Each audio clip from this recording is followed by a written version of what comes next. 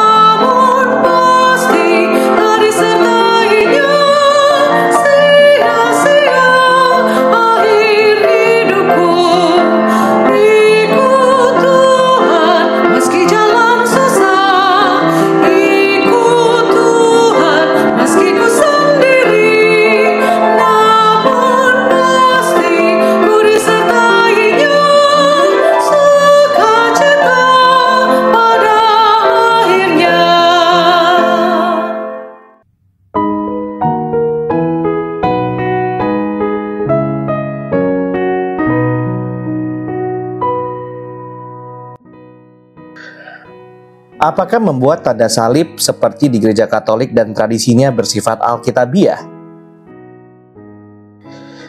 Yohanes 4 ayat 24, Allah itu adalah roh, dan barang siapa menyembah Dia harus menyembahnya dalam roh dan kebenaran. Terima kasih untuk pertanyaannya, dan jawaban singkatnya adalah tidak. Mengapa tidak alkitabiah? Penyembahan kepada Tuhan diatur oleh Tuhan sendiri, sebagaimana dinyatakan dalam Westminster Confession Faith 21.1. Akan tetapi, cara menyembah Allah yang sejati yang dapat diterimanya telah ditetapkannya sendiri. Dan melalui penyataan kehendaknya, Dia membatasinya begitu rupa, sehingga Dia tidak boleh disembah menurut rekaan atau akal manusia, atau bisikan iblis dengan memakai rupa yang kasat mata atau dengan cara lain apapun yang tidak diperintahkan dalam kitab suci. Kita mengamati hal ini dalam banyak cara di dalam kitab suci, misalnya penyembahan sejati, Yohanes 4 ayat 24. Diamati mencangkup banyak unsur, tetapi tidak terbatas pada yang pertama, suatu persiapan bagi umatnya, Nehemia 9 ayat 1.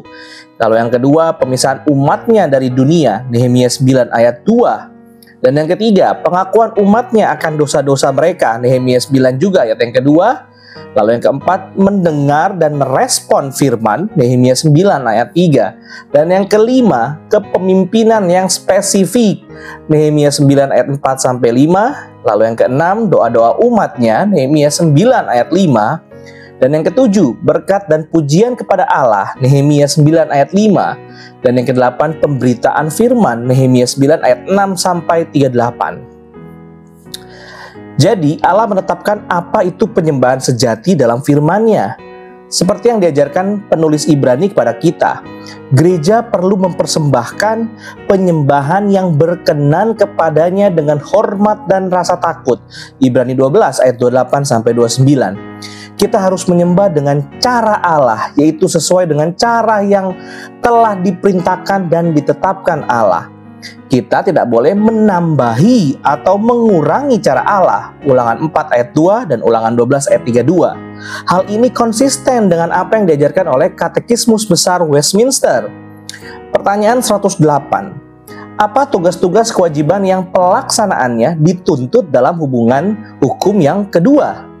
Jawaban: tugas-tugas kewajiban yang pelaksanaannya dituntut dalam hukum yang kedua ialah menerima, mematuhi, dan memelihara agar tetap murni dan utuh seluruh ibadah serta pranata keagamaan yang telah Allah tetapkan dalam firman-Nya, khususnya doa dan pengucapan syukur dalam nama Kristus, upaya membaca, memberitakan, dan mendengarkan firman, pelayanan, dan penerimaan sakramen-sakramen.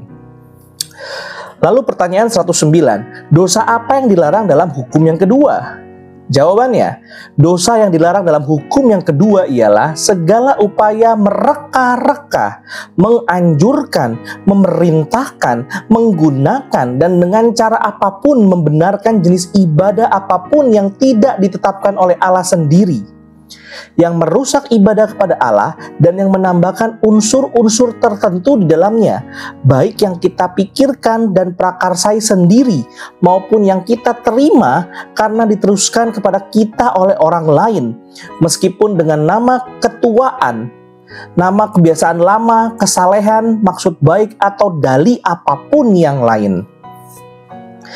Jadi, hanya Tuhan yang berhak memerintahkan apa yang harus digunakan dan dilakukan dalam ibadah. Kita tidak bebas untuk menambahkan apa yang telah diperintahkannya. Ulangan 4 ayat 2, Ulangan 12 ayat 32. Setelah kami menjelaskan secara singkat apa itu penyembahan yang benar, saya dapat menjawab pertanyaan Anda secara lebih spesifik. Apakah membuat tanda salib seperti dalam gereja Katolik dan tradisi adalah Alkitabiah? Dalam tradisi Katolik, tanda salib dianggap sebagai sebuah doa dan pengakuan iman. Hal ini dilakukan dengan menggunakan tangan kanan dan menyentuh dahi saat menyebut Bapa, lalu bagian tengah bawah dada saat menyebut Anak, dan saat menyentuh bahu kiri dan kanan menyebut Roh Kudus. Umat Kristen Timur, baik Katolik maupun Ortodoks, membalikan urutannya. Kata-kata yang terkait dengan tanda salib hanyalah dalam nama Bapa dan Putra dan Roh Kudus. Amin. Umat Katolik mengamati bahwa tanda salib adalah tanda yang sangat kuat dan misterius. Yang pertama membuka seseorang kepada kasih karunia, lalu yang kedua mengusir iblis, dan yang ketiga memeteraikan mereka dengan Roh Kudus dan lain-lain. Ini tercantum dalam 21 hal yang kita lakukan ketika kita membuat tanda salib dalam bukunya Stephen Bell. Namun kasih karunia bukanlah karena perbuatan. Kita tahu ya dalam Efesus 2 ayat 8-10. Tanda salib bukanlah salah satu senjata yang Tuhan berikan kepada orang Kristen untuk peperangan rohani. Efesus 6 ayat 10-18. Dan orang Kristen sejati telah dimeteraikan oleh Roh Kudus. Efesus 1 ayat 13-14. Kita tidak memeteraikan diri kita sendiri. Oleh karena itu dalam tradisi Katolik tanda salib hanyalah penyembahan berhala. Jadi masalahnya bukan pada salib itu sendiri atau pada apa yang diucapkan selama ritual tradisi, tetapi pada menjadikan tanda salib itu sendiri sebagai berhala. Sementara prinsip-prinsip pengaturan penyembahan ditempatkan di tempat yang tinggi. Di tempat yang lebih rendah ada tanda kutip anak lembu emas, alias tanda salib itu sendiri menggantikan penyembahan yang sejati. Keluaran 32 ayat 4 dan 7-8. Meskipun dengan itu, umat Katolik mungkin memiliki beberapa niat baik. Hal ini merupakan pelanggaran yang jelas terhadap perintah kedua dan juga mengaitkan teologi yang salah dengan Tritunggal setiap kali hal itu dilakukan. Baik dalam perjanjian lama maupun perjanjian baru, kita tidak membaca tentang membuat tanda salib. Ketika Yesus mengajar jemaatnya untuk berdoa, ia tidak menyebutkan atau bahkan menyinggungnya. Matius 6 ayat 9-13. Tidak seorang pun dari para rasulnya pernah merujuknya. Jadi tampaknya tanda salib akan menambah kehendak Allah yang diwahyukan untuk beribadah. Ulangan 4 ayat 2 dan Ulangan 12 ayat 32. Tertullianus sekitar tahun 155-240 Masehi tidak menemukan dukungan untuk tanda salib dalam kitab suci. Biasanya diambil oleh Katolik dalam Wahyu 7 ayat 3, pasal 9 ayat 4 dan 14 ayat 1 dan lain-lain. Itu tidak mendukung tanda tersebut, tetapi menulis bahwa itu hanya berasal dari tradisi belaka. Dan berapa lama lagi kita akan menarik gergaji ke sana kemari melalui garis ini ketika kita memiliki praktek kuno yang dengan antisipasi telah membuat kita berada dalam kondisi yaitu dari pertanyaan ini. Jika tidak ada ayat kitab suci yang mengaturnya, tentu saja kebiasaan yang tanpa ragu mengalir dari tradisi telah mengukuhkannya. Karena bagaimana mungkin sesuatu dapat digunakan jika tidak diturunkan terlebih dahulu? Pada setiap langkah maju dan gerakan, pada setiap masuk dan keluar, Setiap kita mengenakan pakaian dan sepatu kita, ketika kita mandi, ketika kita duduk di meja, ketika kita menyalakan lampu di sofa, di tempat duduk, dalam semua tindakan biasa dalam kehidupan sehari-hari, kita menelusuri tanda di dahi kita.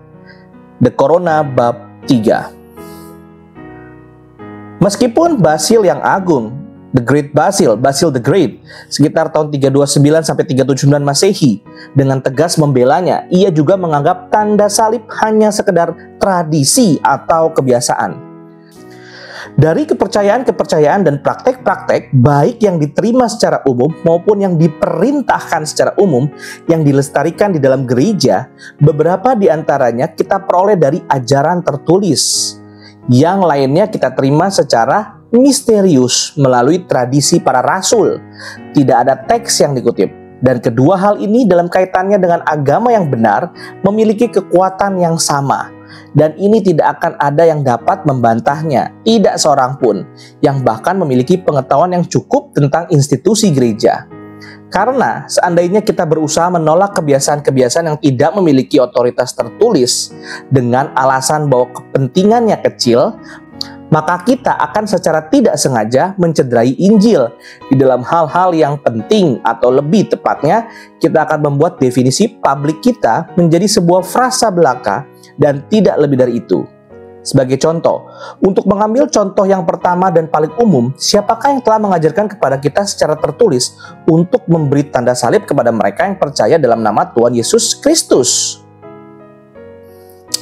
Yohanes Chrysostom tahun 347 sampai 407 Masehi mencatat bahwa gerakan tersebut manjur dengan mengatakan, karena bukan hanya dengan jari-jari tangan saja seseorang harus mengukirnya, tetapi sebelumnya dengan tujuan hati dengan penuh iman. Dan jika dengan cara ini kamu telah menandainya pada wajahmu, tidak ada roh-roh jahat yang dapat berdiri di dekatmu. Namun, mengapa darah Kristus membutuhkan tanda kutip bantuan? Bukankah itu sudah cukup berkhasiat? 1 Korintus 1 ayat 30. Bukankah orang Kristen sudah hidup di dalam Kristus saja? Yohanes 6 ayat 63, Roma 8 ayat 3. Bukankah hanya darah Kristus saja yang menyucikan orang kudus untuk melayani Allah yang hidup? Ibrani 9 ayat 14. Bukankah orang Kristen disempurnakan oleh Kristus saja? Ibrani 10 ayat 14. Kristus mati untuk menyelamatkan umatnya dari dosa-dosa mereka. Matius 1 ayat 21.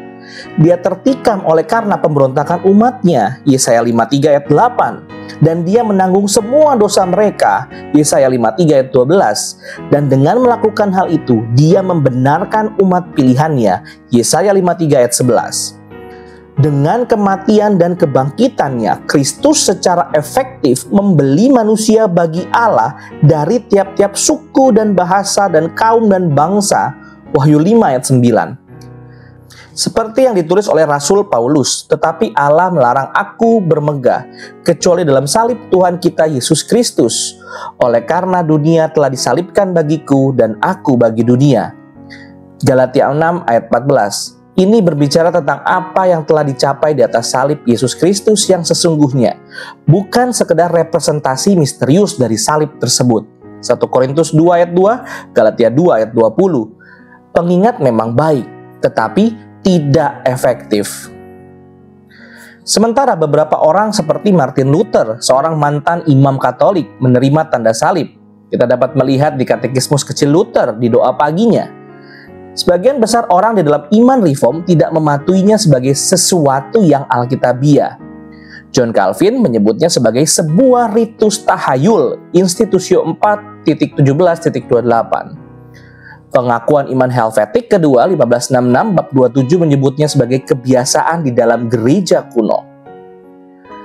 Memberikan perhatian pada doa, pewartaan firman, pembaptisan, dan perjamuan kudus, semuanya secara alkitabiah merupakan bagian dari penyembahan yang sejati.